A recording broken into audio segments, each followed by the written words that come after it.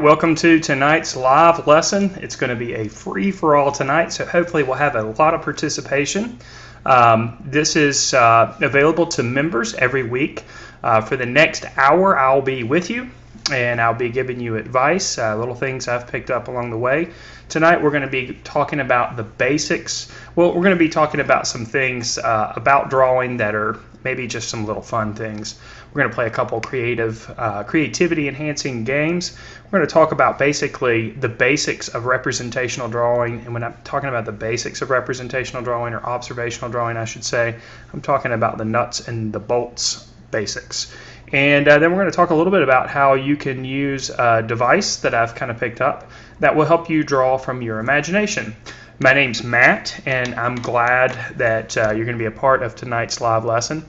I'll remind you that the lesson is recorded as we speak and will be available for members after we are done. In the next couple of days, I will upload it to the membership site. I also want to remind you that if you take your mouse and scroll over the top of the video, a little arrow will pop up and it says sidebar. If you click on that and then click on chat, then you are able to chat live. And I'm going ahead and putting my name in there. And you can shoot any questions that you might have to me, or say hello to other people who might be watching, or whatever you want to put in there, as long as it's appropriate. That'll be great. So if any questions come up along the way, you're free to interact and ask those questions, and I will answer them. And let's go ahead and get started. And I'm going to start tonight off with a quote. And it's basically from an ancient, or I don't know if it's an ancient, but it's a Chinese proverb. And the way it is I hear and I forget, I see and I remember, and I do and I understand. So when we hear things, we tend to forget what we hear. When we see things, we tend to remember it. When we do things, we tend to understand it. So tonight is going to be about doing things, and therefore we can better understand it. So like I said, there's going to be three parts. We're basically going to talk about observational drawing, the nuts and bolts of observational drawing, how we can take some of the things we learned from observational drawing and apply it to drawing from our imagination, and then the last thing we're going to do is talk about creativity and kind of flex those creativity muscles. So the first thing we're going to do is talk about observational drawing. And when we do observational drawing, it's important for us to understand that it's basically a process that we go through. And basically the process is centered around what we see. So if we start with the eye, that information then goes to our brain. Then our brain takes that information to our hand, of course when we're drawing. And then our hand puts that information on the paper in our drawing, okay, or surface. And then this process is repeated. So we go back to the eye, brain, hand, paper, and surface. And this is basically the gist of drawing from observation. This is what should happen in our mind, or happen in the process. The problem is, many of us throughout our life have been taught to draw certain things with a certain process, and that's not necessarily what drawing's all about. In fact, when you learn how to and when you learn the basics of drawing, you can draw anything that you want. So that's what we're going to start with. And what I would encourage you to do is find an object that might be sitting near you. It can be something that's complex, or it can be something that's simple. I have this pair of pliers here that I'm going to be using for this demonstration. And the first thing I want you to do is just set the object up where you can see it. You can I'm just going to put mine off screen here on a little book that's in front of me. And I'm going to place it at an angle that's somewhat of a challenge for me. And then what I want you to do is we're going to do what's called a blind contour line drawing.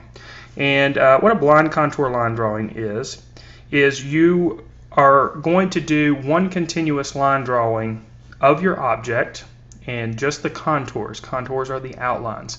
So you're going to only do a continuous line, contour line drawing of your object, but you cannot pick your pencil up once it hits the surface. So that's what's a continuous line.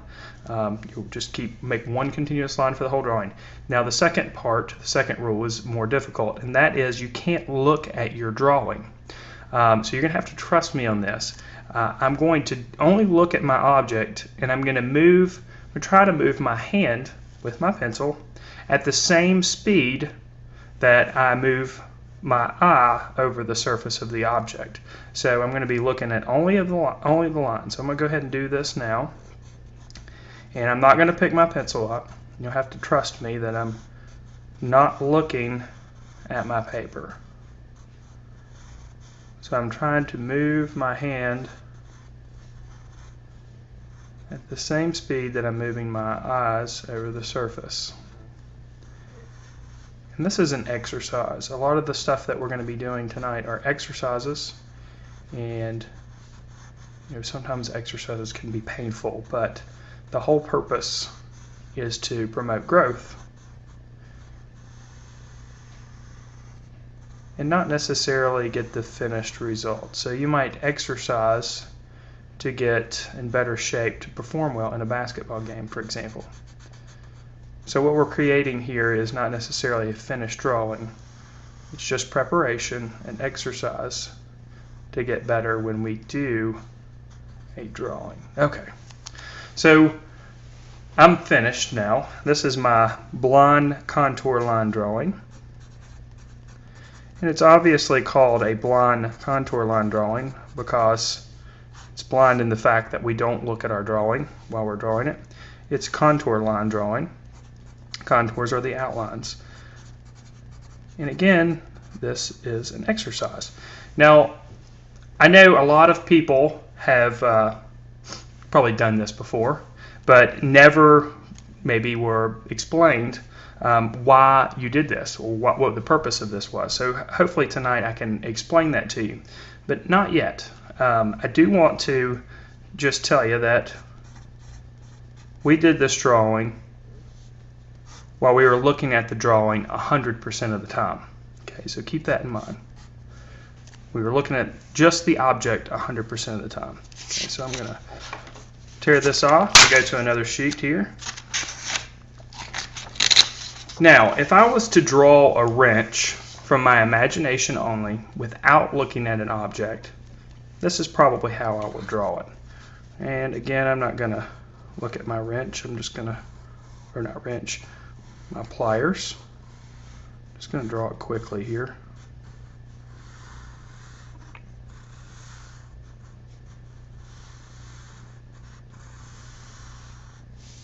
Maybe I'll draw it something like that, and I don't know, maybe there's some teeth up here.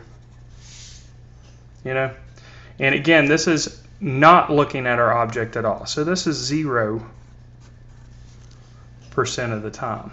Okay, so if we go back to the blind contour line drawing, this is looking at the object 100% of the time, and this is looking at the object 0% of the time. And to be honest with you, really neither one of these drawings looks like a wrench, or it looks like a pair of pliers, right?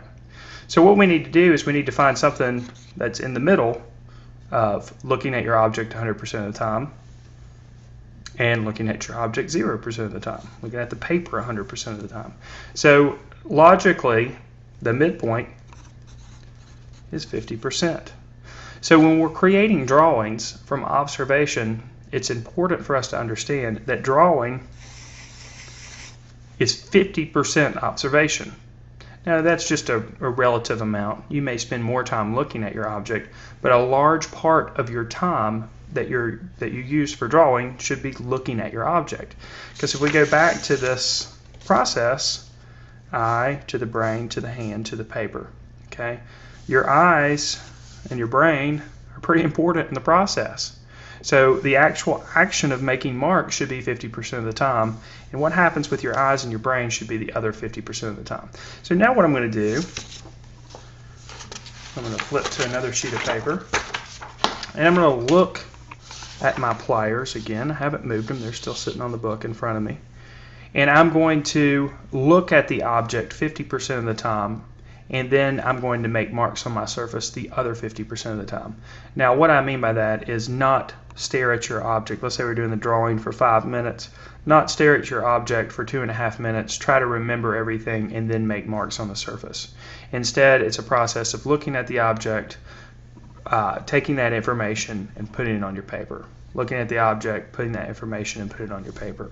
So I'm going to go ahead and do that now.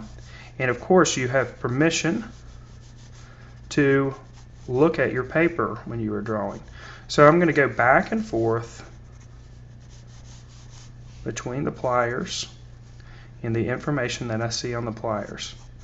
And what's going on in my mind really is, oh, there's a line right there, that line curves that way, there's a relationship between that line and that shape, and that's really what I'm thinking about. Instead of thinking, hey, I'm drawing pliers, I need to draw pliers the way pliers look. Instead, I'm just looking at the shapes and forms that make up those pliers.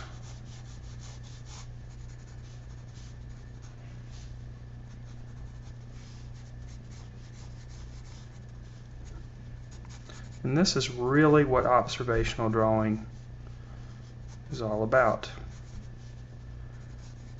50% observation. And once you know that, and once you apply it to drawing, you can draw anything. No limitations. It looks like here I started my pliers a little close to the center of the paper, so the handles might run off the side.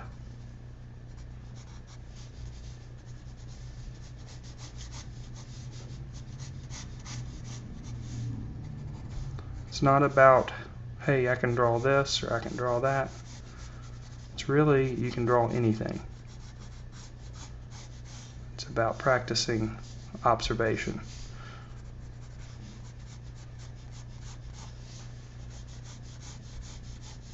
It's finding the midpoint between observation and the action of putting marks on your surface. 50% observation. Now we can go back and enhance our line quality if we want, once we've got the basic structure of things down here. And I'm trying to go quick because we have actually a lot to do.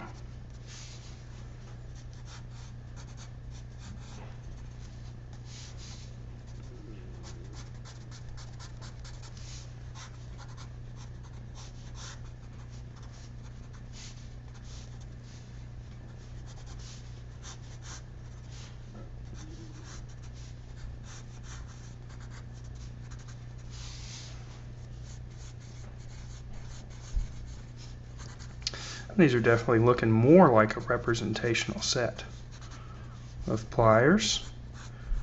And if you're drawing along, I hope that your drawing is looking like the object that you're looking at, no matter how simple or complex it may be. And it's a good idea to every once in a while do a blind contour line drawing of an object, and then sit back and do one where you're concentrating on having 50% of that time spent really looking at the object. Again, it's back and forth. Finding information and putting that information on your paper. And I'm just going to quickly draw a little bit of an indication of shadow, some cast shadow.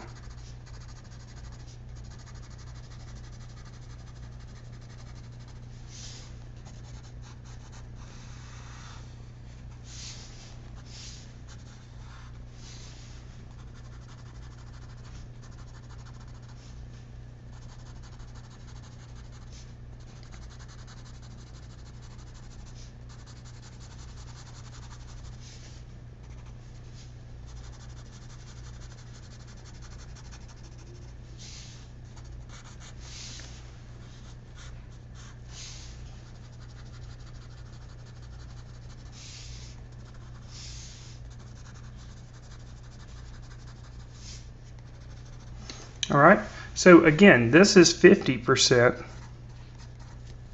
observation So if we go back here to the blind contour line drawing, 100% observation. It kind of looks like I tried to do a drawing in an earthquake a little bit. And then our second drawing,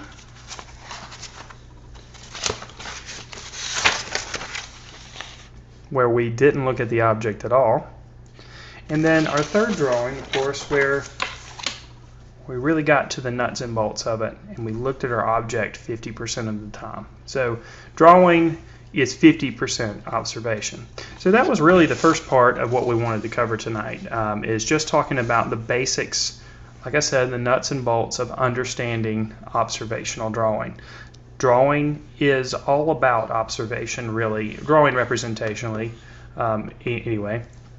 And when you understand that the process should be 50% about observation, then you can't really go wrong.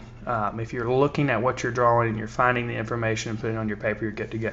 Just remember, your eyes and your brains are 50% of the cycle for drawing. Okay, now let's talk a little bit about when you want to create objects that you don't necessarily have a reference for, and you're going to be drawing from imagination. So how can you take what you learn about observational drawing and apply it to drawing with your imagination? Well, the first thing is, a lot of people who are really good at drawing from their imagination have had a lot of practice drawing from observation, and because of that, because you practice something, you automatically kind of learn the process to go about drawing certain items. If I sat here and drew this set of pliers over and over again from observation, I would eventually get to the point where I could draw them pretty well from imagination without having to look at a pair of pliers. So there's a little skill, I guess, that I've picked up years ago, and instead of thinking outside of the box, instead we need to think about drawing within the box. And what I mean by that is you can basically take any structure, any form, and enclose it within a box or a cubic type shape. And when you do that, it's almost like you carve the object out of that form. So let me show you what I mean. And I've got an arsenal of drawing tools over here. I've got my HB pencil, I've got a black ink pen, I've got my General's pencil, I've got my felt tip pen, which I'm going to use in just a moment. I also have an F pencil, a 6B pencil, and a 7H pencil. Definitely won't be using the 7H pencil. And I also have my graphite stick here. I don't know if I'm going to use all these or not, but they're laying around. So next I'm going to go to the felt tip marker. So again, we can encase things within a cube, and if we carve out the items that we're trying to draw from within that cube, it makes drawing items, especially when we're drawing them from our imagination, definitely a whole lot easier to manage. So I'm going to start off with something simple. Let's say that you wanted to draw a chair and you didn't have the chair laying around. I'm going to show you how easy it is to carve out a chair out of a cube shape. So I'm going to just very quickly draw a cube. Now you can put this cube into 1 or 2 point perspective if you want. I'm not going to crack out the ruler or anything for this. I'm just going to kind of lightly sketch it. So we have a cube here. Now let's just imagine the back of the chair extends up beyond the cube. So if we continue to extend this portion up, we have the back of the chair. You can already kind of see that shape coming out there, the shape of a chair. If we wanted to, we can cut off the top here and make it a little bit more three-dimensional.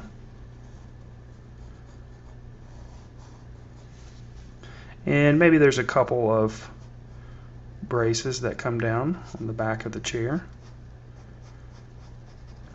And this is the part where people sit down. We can make it a little thicker. And in fact, we can kind of have a little bit of curve up here. And you can kind of see I'm kind of just carving this chair out of that cube shape. And maybe we'll have a couple of legs come down here.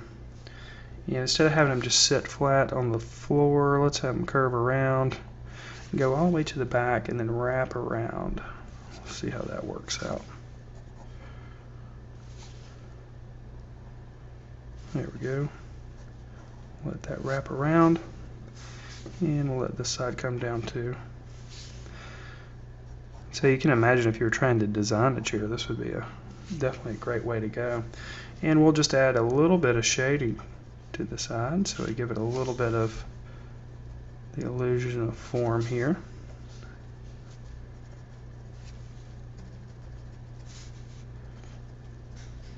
And so very quickly out of this cube form, we have drawn a chair. Let's do another one real quick. So I'm going to do the same thing.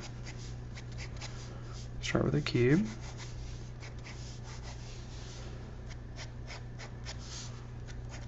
Kind of think about this cube as being kind of like a block of wood. Sometimes helps.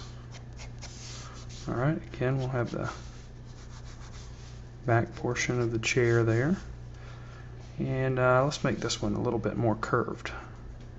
So it'll come up and we'll just kind of curve or carve that curved shape out. We'll let this one come down like this. And kind of the similar form as this one. This one will be a decidedly plastic looking chair. You bring that leg up, and again I'm just kind of carving it out of the cube shape that I've got here as a structure.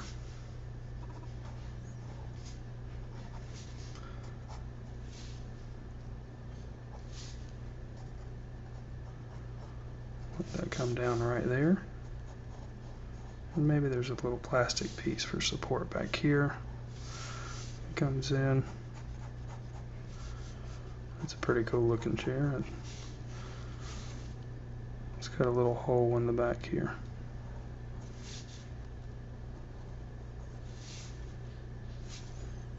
Maybe there's some cushion back here or something.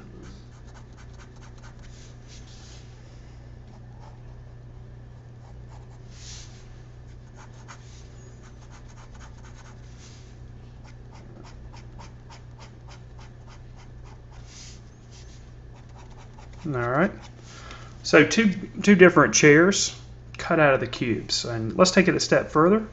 Let's say that you wanted to create a couch. And so a couch would be more of a rectangle. And I'm starting with these simple forms here so you can kind of see what I'm talking about. You get a good idea of drawing within the box. It's a good way to think of it. Okay, let's see. So let's say this couch has a big arm that comes out right here. Let that come down. Then on the other side, the same thing. And there's a little bit of space here.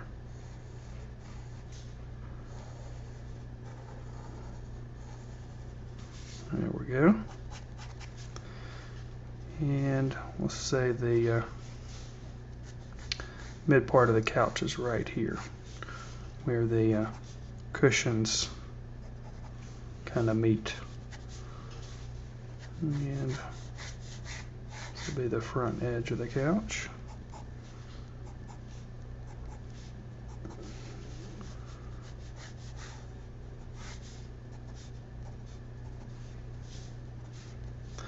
There we go. And if we wanted to, we can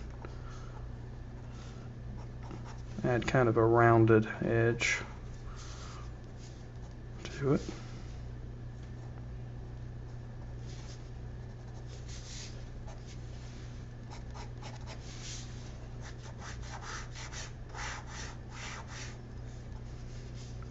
And we'll add just a little bit of value here so the form looks a little bit more believable.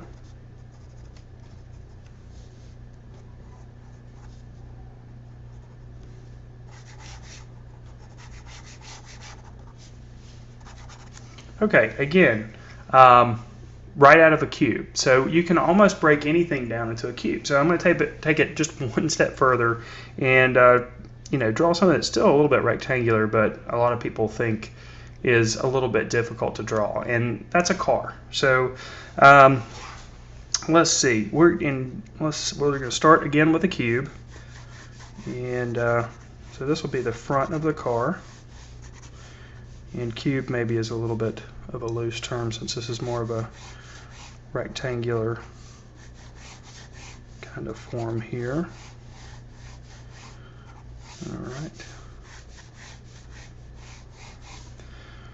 All right, so I'm envisioning this to be the front of the car, and this is where the wheel wells of the car will be, and maybe we'll make the cabin of the car.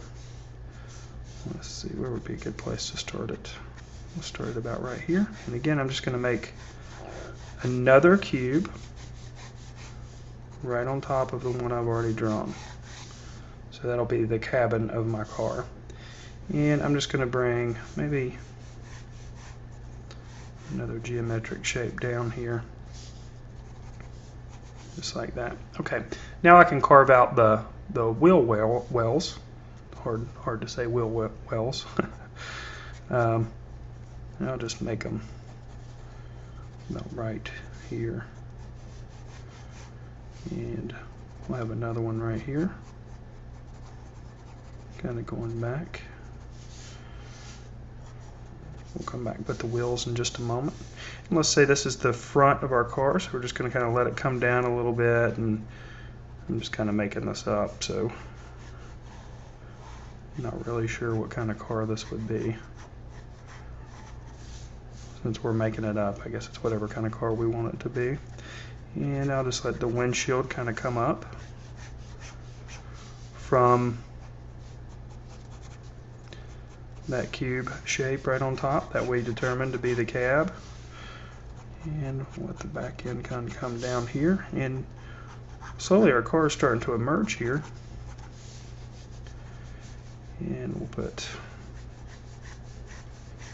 just kind of a sharp line over here and a couple of headlights here.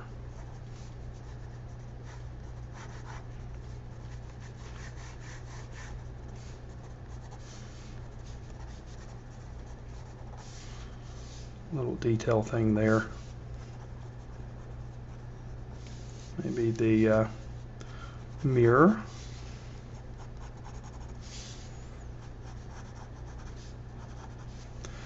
And then the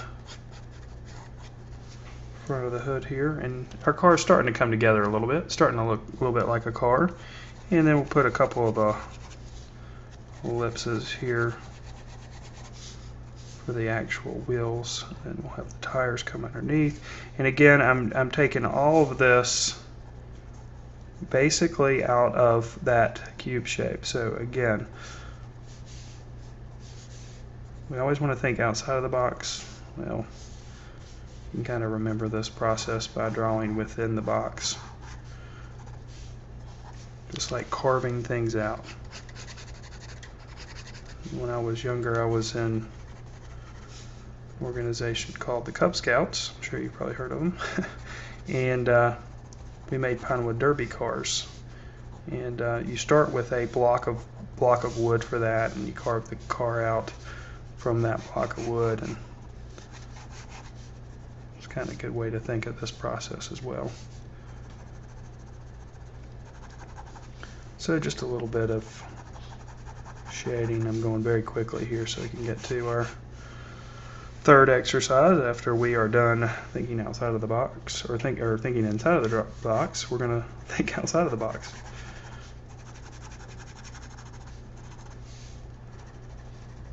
And if you've never drawn with a felt tip pen before, I'd highly recommend it. What's great about a felt tip pen is if I want to make a very light line, I have that ability. But if I want to put a little bit more pressure down, make a thick line, I also have that too. So you have like instant line quality with a felt tip pen. And it's not for everybody. It's also nice to draw with a pen sometimes because it helps you make your marks, helps you get a little bit more deliberate with your marks, which is good.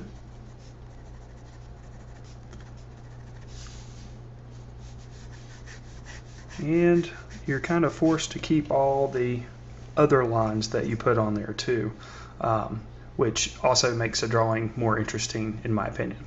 So again, here we're talking about drawing within the box. Okay, so whenever you have complex subjects that you want to draw from imagination, start with the box and start carving them out. So I see a question. You move your entire arm when you're drawing. I usually just move my wrist. Does it make a difference? Excellent question. Yes, I do try to draw with my shoulder, and the reason for that is you just have a little bit more flexibility with your shoulder than you do with your wrist. For example, if I was to draw a circle, if I try to draw a circle with my wrist, probably most of us will draw kind of a ovally looking circle like that, or maybe it's like that or something like that. But if you use your shoulder and kind of keep your wrist tight and slowly make several circles as you go down to the surface, you actually have more control. So yes, I do draw with my shoulder because I have more control with my shoulder. And for a while I was a golf coach actually, and when you see people putt when they're playing golf with a putter, you actually have a better chance of putting the ball in the hole when you move only your shoulders and not your wrist. If you've ever gone to a miniature golf place and tried to putt with your wrist, you don't have a lot of control with it. But if you move your shoulders, you actually have more control. So it's kind of interesting that you have more control with your shoulder than your wrist, but I find that you do. Excellent question. All right, so let's move on to the last thing that we're going to do. And I see we're doing really well on time. So if I've got some more time at the end, I might try to draw some more things within the box. But before we go back to that, let's talk a little bit about thinking outside of the box. Creativity is something that's important for any artist. The last two things we've talked about here are about developing a skill for drawing. And anybody can really develop a skill for drawing. I truly believe that if you have the desire to work hard and get better at it, drawing is really closely aligned to a sport or a musical instrument. All you need is to have someone to show you how to do that, and then after that it's about practice. And the more you practice, obviously, the better you're going to get at something. So drawing is a skill that can be learned, and I feel like it can be learned by anybody. But the creativity part is the part that really distinguishes artists from just people who can draw well. So it's a good idea to practice your creativity. And you might say, well, Matt, you can't practice creativity. That's something you're born with. That's something else I don't buy into. I believe that creativity is kind of like a muscle, and the more you use it, you actually you become more creative. The more you use your creativity, the better you get at it. So it's like a muscle. So the next thing we're going to do is we're going to do a creativity enhancing drawing exercise. And this is where you come in. I'm prepared if there's no suggestions, but I do have some cups with suggestions in it just in case. So you'll need to get a new sheet of paper if you're working along with me. And what I want you to do on that paper with a pencil, not a pen this time, just draw a geometric shape somewhere on the surface. And I'm going to draw a circle. For those of you who aren't sure what a geometric shape is, geometric shapes are shapes that usually have a mathematical formula associated with them. Circle, square, triangle, pyramid, or not pyramid, pentagram, is it pentagram? Octagon. Yeah, pentagram is one of them. Pentagon. I'm sorry, not pentagram. Pentagram is the upside down star thing. It's been a long day, and it's getting late at night. Anyway, a geometric shape generally has a name associated with it, and they're generally man-made, and usually there's a mathematical formula associated with it. An organic shape is one that doesn't really follow a rule like a circle. There's not really geometric formulas that exist for it. So I want you to draw one geometric shape and then one organic shape somewhere on your paper, and it doesn't need to look like mine. It can look completely different from mine. Just make sure those shapes are on there. And then one line, and that line can be really anything that you want. Then what you will do is we'll ask for some suggestions. So what I need now is for anybody to suggest an animal, a place, and an activity. So any animal, any place, or any activity. And what we're going to do is we're going to turn these shapes and this line into, okay, first location, mountains. So mountains is going to be one of our things that we are going to include in the drawing. So the location is in the mountains. So now I need to have an animal, a cougar, all right? So a cougar in the mountains. You guys are making this easy. And then an activity. If anybody wants to add an activity, they can.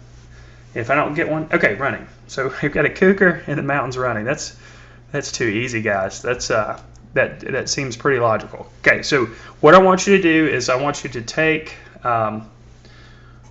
your shapes and your line, and I want you to turn it into a cougar running in the mountains. Now, okay, I like an elephant doing jumping jacks too, but right now let's go ahead and stick with a cougar running in the mountains.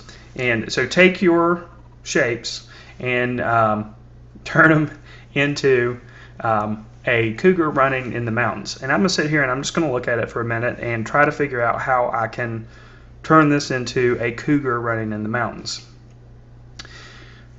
Okay, so I think I've got an idea. And really the goal here is not to erase anything, but to add to the drawing. So I'm kind of envisioning this as maybe this could be a road. And also our goal here is not to create a masterpiece work of art. Okay, so don't hold yourself to that level.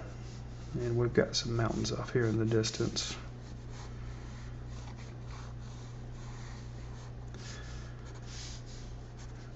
And then I'm going to let this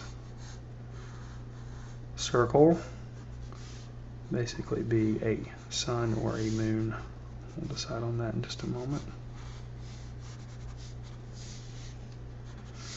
Alright, this is going to be my cougar. And again, it's challenging because we're not using any photo reference. We have to kind of work from our imagination. And if it looks cartoony, that's okay too.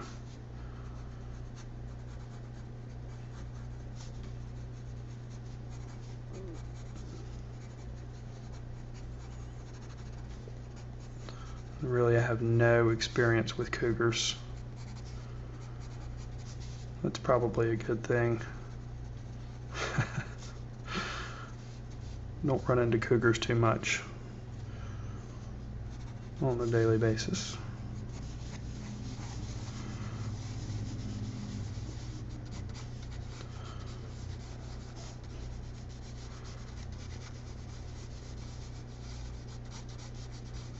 It does get fun though when you do some illogical things like elephants doing jumping jacks. It's also pretty fun.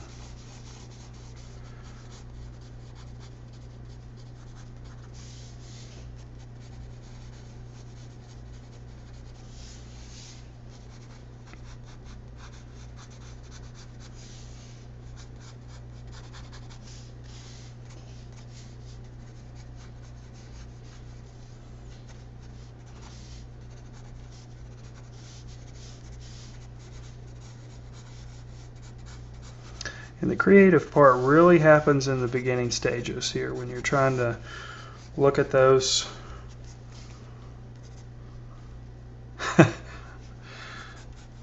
It's too late for that now. The cougar is not jumping over the sun.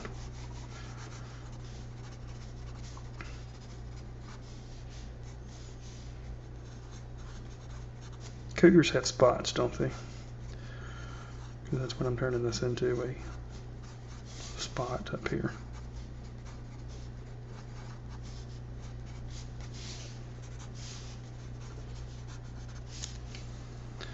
You can erase marks that you made yourself.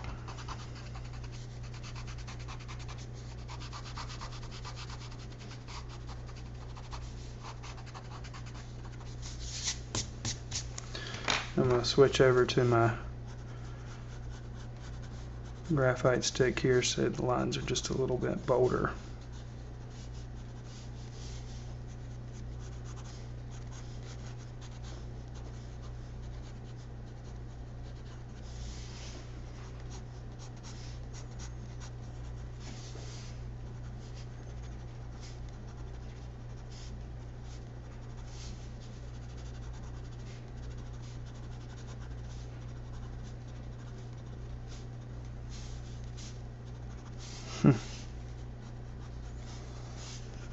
It's hard to draw without a reference, especially something you're unfamiliar with, like cougars.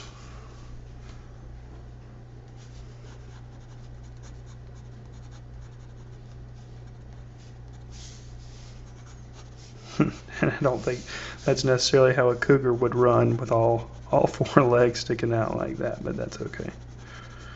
So put a little bit of shading underneath it. Kind of looks like a cougar pig or something. Struggling to look like a cougar.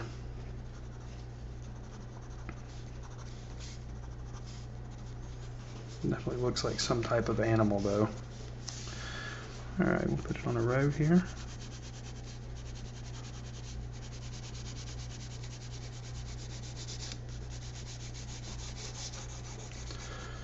And then we'll make our mountains a little bit more defined back here.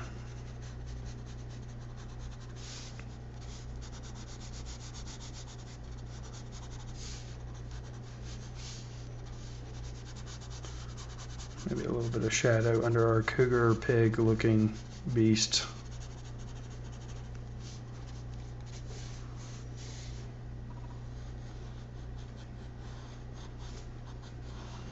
Make the sun just a little bit stronger.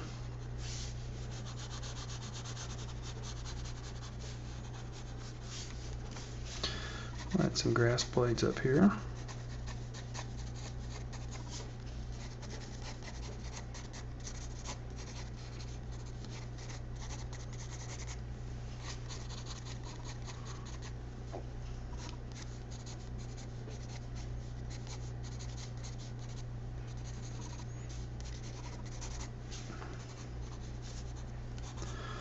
Alright, so we're struggling a little bit. Yeah, not bad. It is a hyena. That's exactly what it looks like. It definitely doesn't look like a cougar, but at least that was a good starting point. Maybe going back to what I said earlier about getting some practice drawing things and then being able to draw them from imagination. Maybe I need to practice drawing cougars more. But anyway, the whole point here is to flex your creativity a little bit.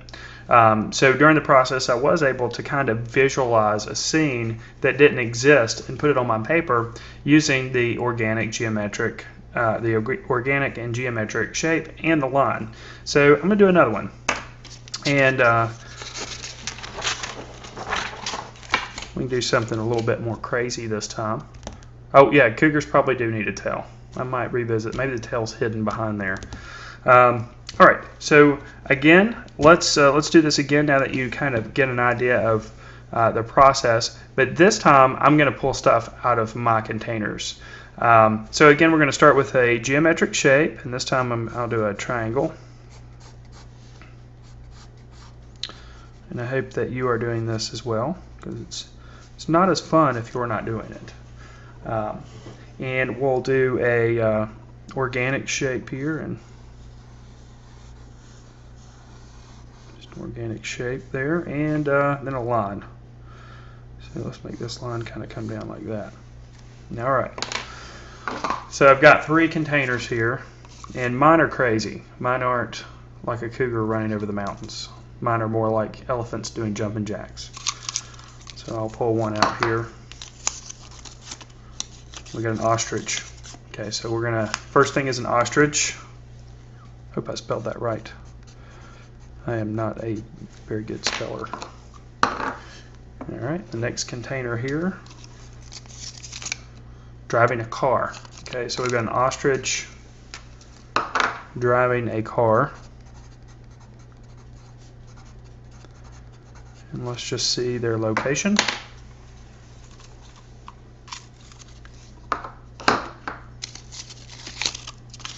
Awesome. An ostrich driving a car in New York City. And as you know, New York City is a pretty detailed place. So we'll see. Oh, I like this. I just scrolled down. A smart car. Let's see here. A smart car with his head sticking out of the top. All right. All right. So let's turn our drawing into an ostrich driving a car in New York City.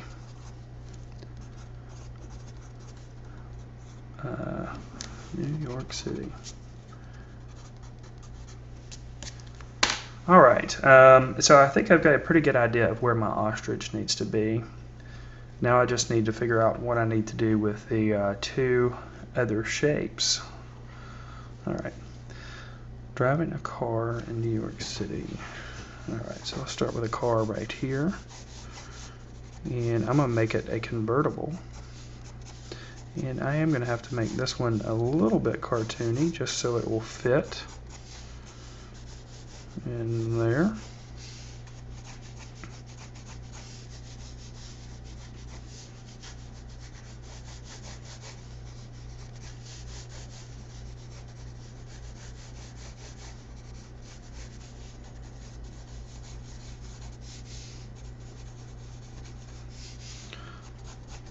And I'm going to use some loose lines for this. Now, right now, this is going to be my ostrich. Ostriches are probably a little bit, I don't want to speak too soon. I was going to say they're probably a little easier than a cougar,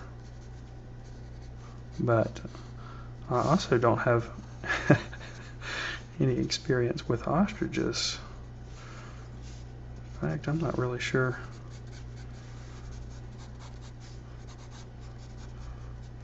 I'm sure there are people who have lots of experiences with ostriches, but I'm not one of them. Alright, so this ostrich has kind of a broken neck.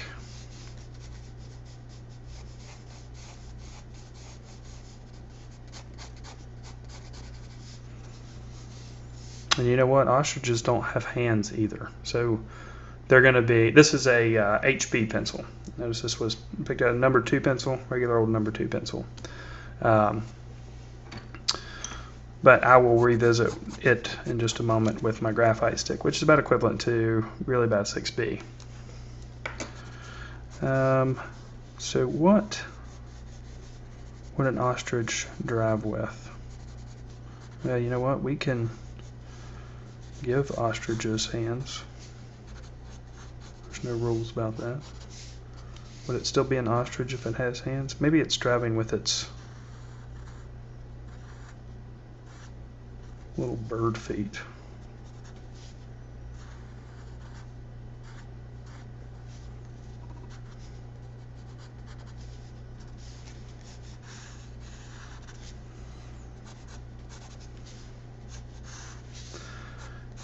And I'm going to go ahead and give this ostrich some driving glasses. There we go.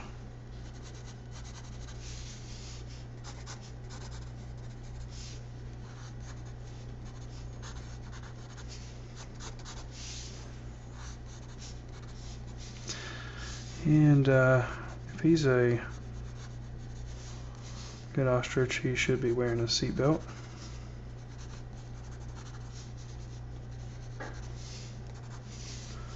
Put another seat over here. And again, I'll just remind you, I know you probably have already figured this out or remember us saying this is not about making a masterpiece at all. This is not about creating a drawing that you're going to hang on the wall or probably even show to anyone. It is about just flexing that creativity so that it becomes stronger and you get better at problem solving when you are creating your own drawings. Alright, so let's put them on a road here, going down the middle of New York City. We'll just make some buildings here real quick.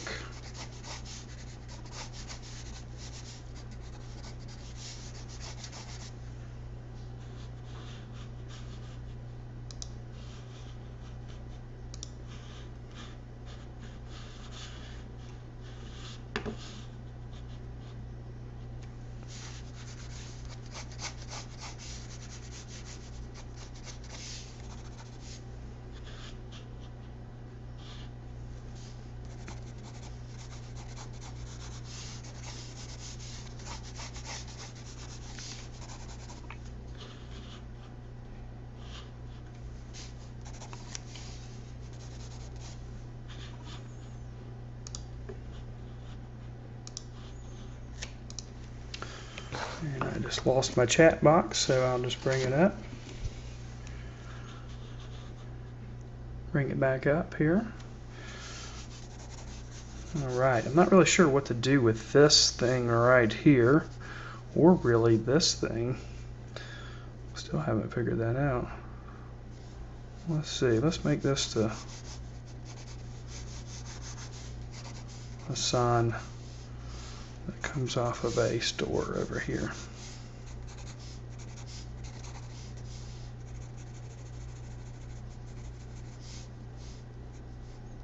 Oh, that's a good suggestion. The organic shape does look like a scarf. Let's see if we can make that happen. That is a very good. So it's coming forward here.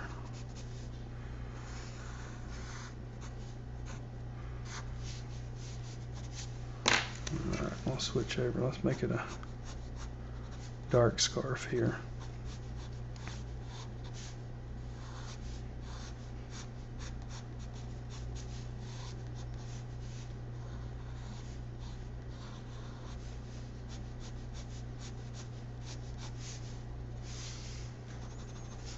Very good suggestion. Very nice to get some help with that. Alright, so I just switched over to my 6B here. We're about equivalent to a 6B, just so you can see things a little clearer.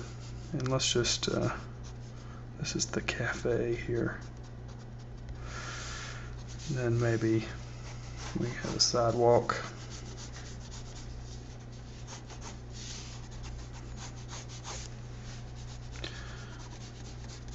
Right here, and then off in the distance, to make sure we know it's New York City, Statue of Liberty is way off in the distance. I don't know if you'd be able to see it down a city street. I doubt you would be. Put the Empire State Building back here.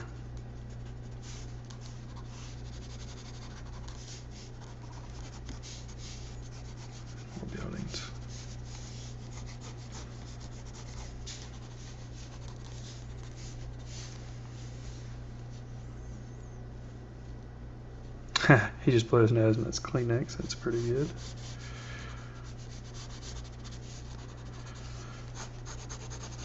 Alright, a little bit of shadow underneath there. Alright, I think that's a good enough deal here. So anyway, a major deviation from what we usually do on the live lessons here at thevirtualinstructor.com. But I hope you enjoyed the deviation. I hope it was a little bit fun to make crazy drawings of ostriches in a car driving down New York City is always fun. But Also, the point of doing this is to enhance your creativity. So hopefully you'll put this into practice and flex that creativity muscle. Also, just to kind of recap what we talked about in the beginning, completely different. Drawing from observation is a process, your eye to your brain to your hand to the surface of your paper, and that process should be an ongoing thing that happens all during the process of drawing. Just remember that 50% of drawing is observation. So I hope you'll do some blind contour line drawings to kind of beef up your hand-eye coordination, but always keep in mind that when you're looking at your object half the time, making marks the other half of the time, you're going to do a pretty good job at drawing whatever you're trying to draw. Then we also talked about, instead of thinking or drawing outside of the box, drawing within the box. So if you're trying to draw things from imagination, it's a good idea to try to break it down into a simple geometric form. Most simple geometric form is a cube, and kind of carve the object that you're drawing out of the cube. So if you're a member, I look forward to having you next week. If you're not, I hope you'll consider being a member and being a part of our live lessons each week. If not, enjoyed having you guys. Have a nice evening.